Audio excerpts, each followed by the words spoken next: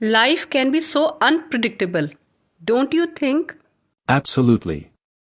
One day everything is going great, and the next, you can face unexpected challenges. It's true.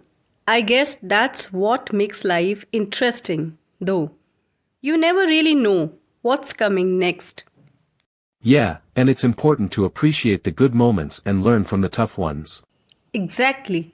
I've realized that the reality of life is about balance, embracing both the highs and the lows. I agree. It's also about being resilient and adaptable, finding joy in small things, and staying hopeful. That's a great perspective. Do you have any tips for dealing with life's unpredictability? I try to stay positive and surround myself with supportive people.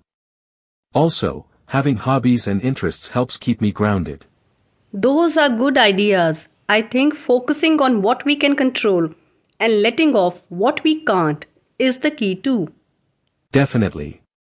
Life may be unpredictable, but we can choose how we respond to it.